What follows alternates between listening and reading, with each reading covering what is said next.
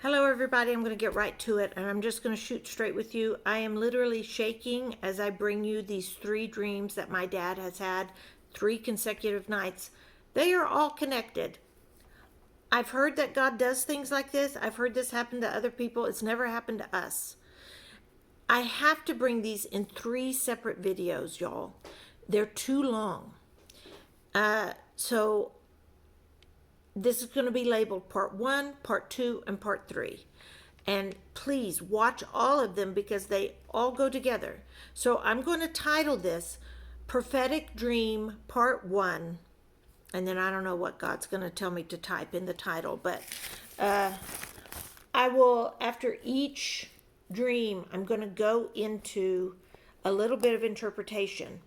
Now then, always look to the cross. Always look to Christ. These dreams are helpful and insightful. These are warning dreams. That's why I'm shaking. These are warning dreams. They're also teaching dreams. And the question is, where are you? Where do you fall in the descriptions in these dreams? Okay, the first dream. First of all, today is February 14th, 2023. The first dream happened on February 11th, 2023.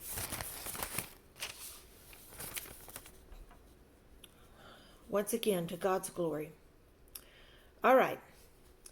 My dad was on a gray and white horse riding off the highway on a grassy knoll. It was pleasant. It was fun riding the horse.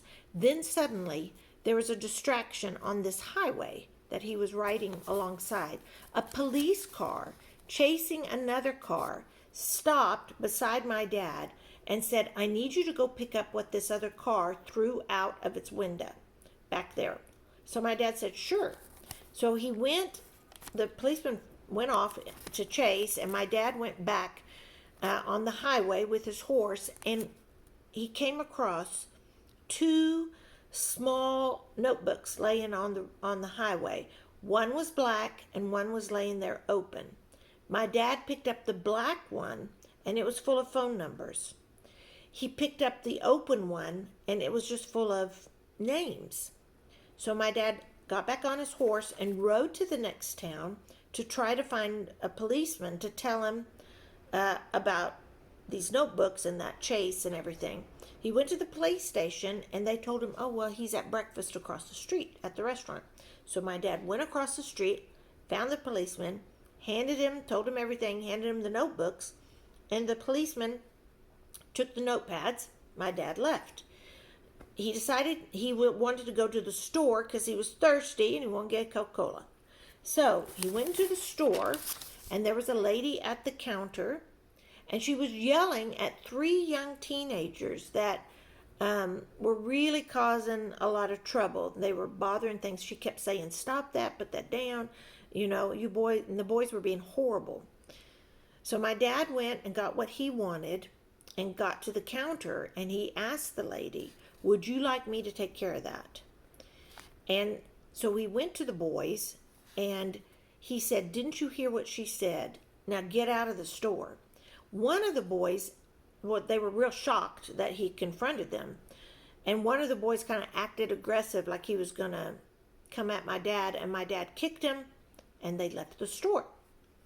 So he went back to the counter, and the lady said, "Are you ready to check out?" My dad said, "Yes." On the counter, he put a bottle of Coca-Cola.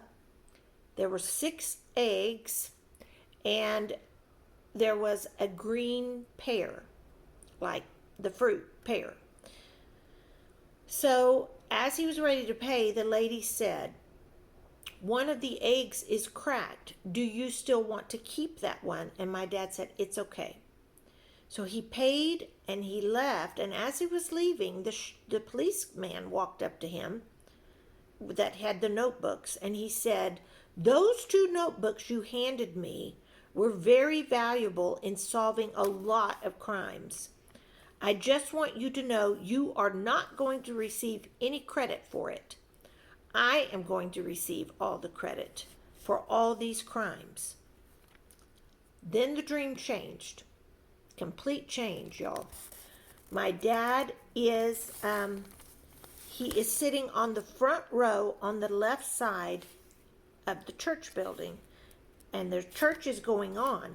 No one else is sitting on that row but him. And he felt very exposed because he was not nicely dressed. And he had this feeling, I hope this gets over quickly.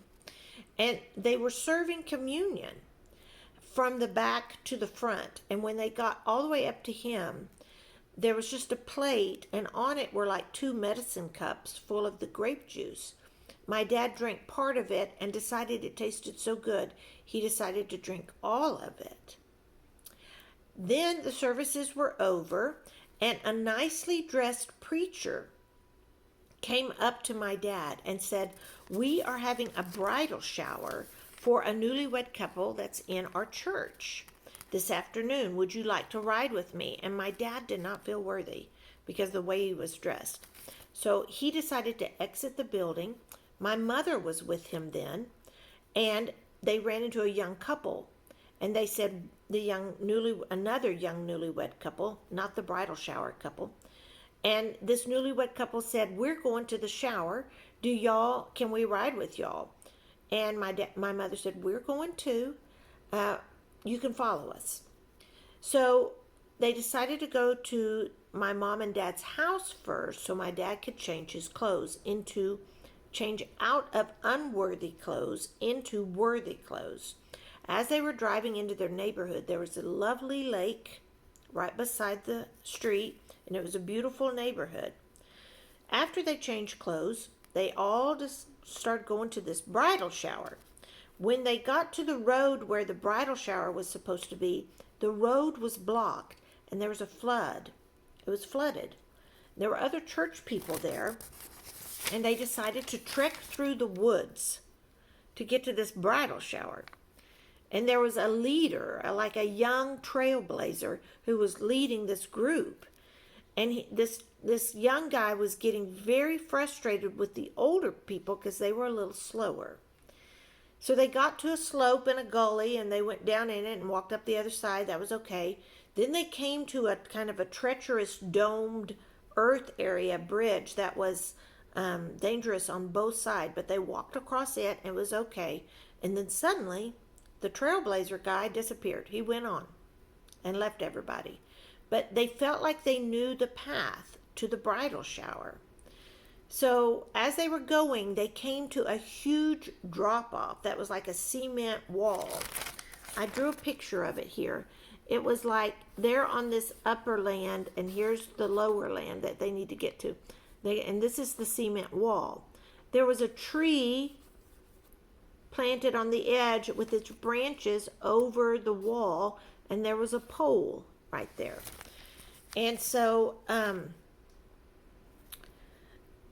they were all a little scared. They were all nervous, and my dad decided they didn't know how they were going to get down. There was one obnoxious guy there, and he kind of shoved my dad like, "Ooh, I'm going to knock you off the edge." And my dad was like, "Stop it." So they were like, "How are we going to get down?" My dad reached out and touched the pole and realized it was not, you were able like to stick to it, and it wasn't slippery. So he was able to get down the pole really easily. And so he shouted back up, "Use the pole." But they were all too scared. They wouldn't use it. And he kept saying, "Use the pole." And they wouldn't use it. So the man that had pushed him climbed up in a tree. He thought he was going to get down that way. But instead of getting down, the tree branch bent and flung him backwards. And he landed on his back. And he was very, very hurt. Even though my dad had said, "Don't do that," he had done it anyway.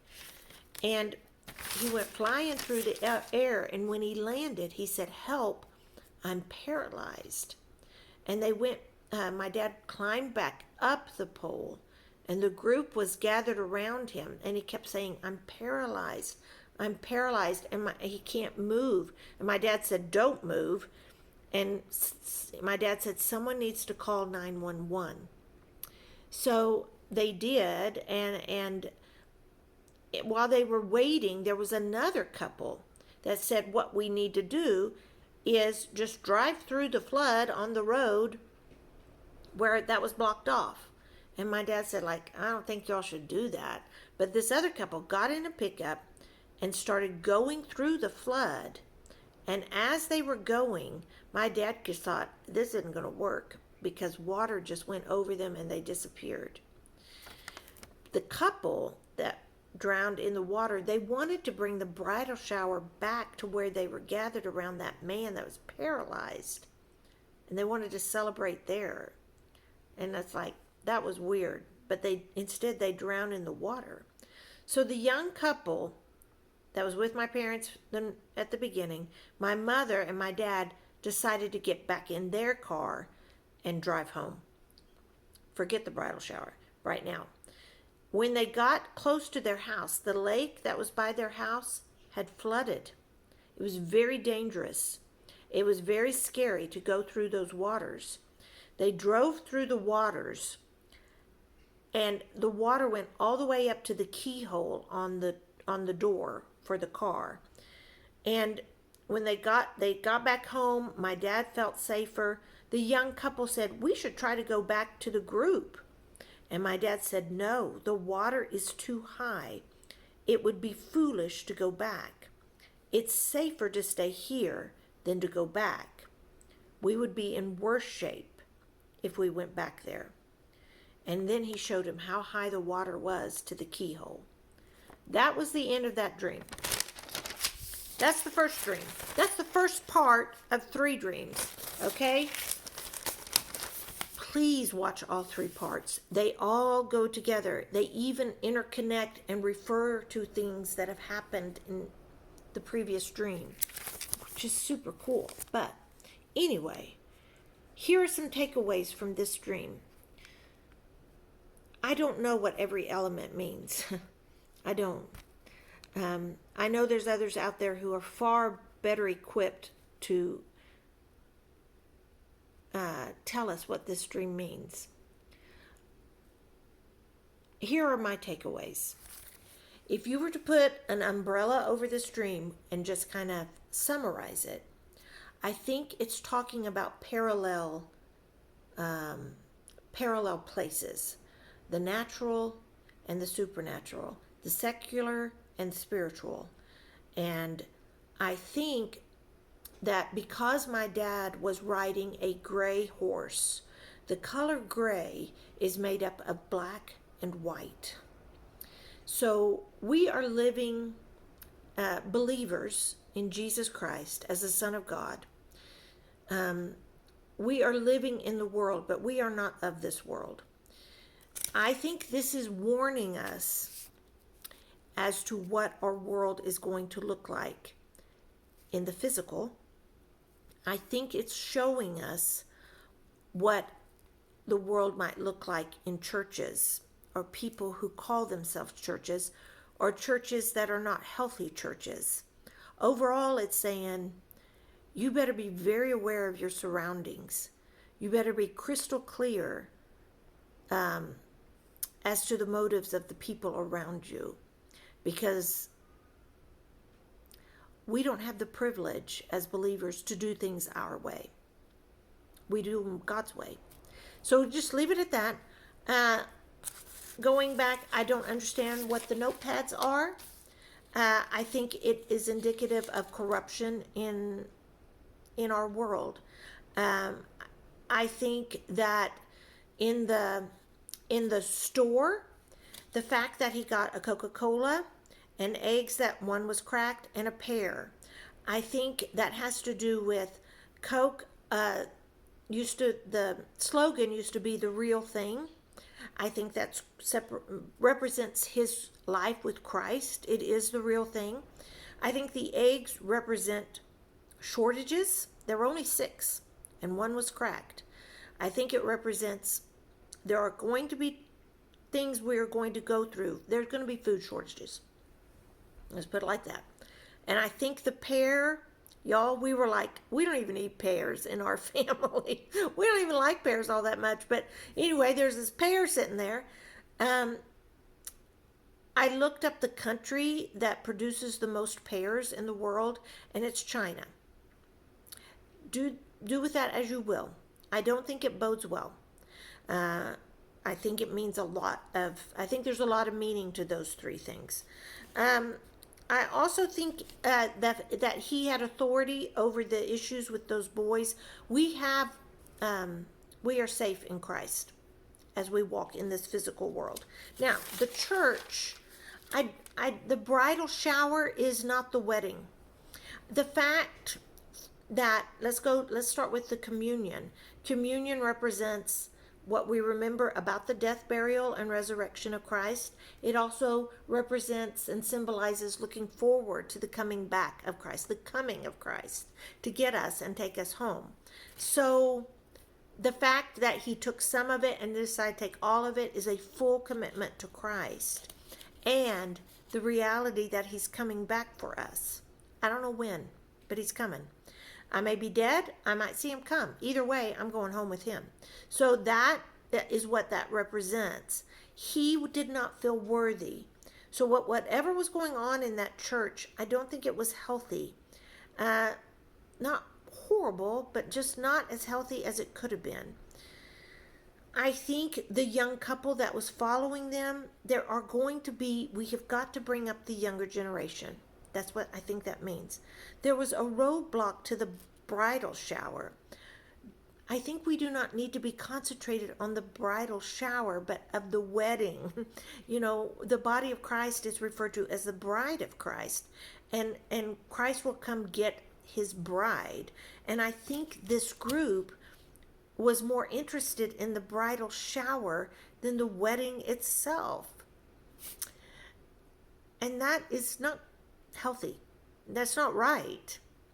And there were people in that group that wanted to do things their way. And it was to their detriment. We do not get to define what God decides about this world. God defines love. We do not. God defines how we worship. We do not. So we are not God. And I'm not sure those people realize that. The fact that my dad wanted to call 911, that of course is emergency warning, all of that goes along with that, rescue. But 9 + 1 + 1 = 11. And that is the number that often represents chaos. So I think this dream is telling us we're going to see chaos in the natural and in the body of Christ. We have got to be careful and not injure ourselves and be paralyzed and not be so headstrong that we drown like those people in the pickup, and that there are going to, the waters are rising. When they went back through the lake, the flood waters are rising, y'all, right now. It feels like that. I think this is a warning that don't be afraid. Just get to a safe place. Make sure, use discernment, and make sure your spiritual life is in a safe place. And then see what's in front of you. If the flood waters are rising, don't go back out in them. It's like the Passover and the Egyptians, and get inside and shut the door. The Lord will provide, and he will keep us safe. Don't expose yourself in foolish ways. So, I think that's a warning dream, and it's a teaching dream. The waters are rising, chaos is coming, and get your house in order. And there may be a time where you need to just stay still. Be still and know that God is God. That's all I have. Stay tuned for part 2 and part 3. Please join me in that. I'm going to leave it there. This is Gina Lima Charlie. I'm out.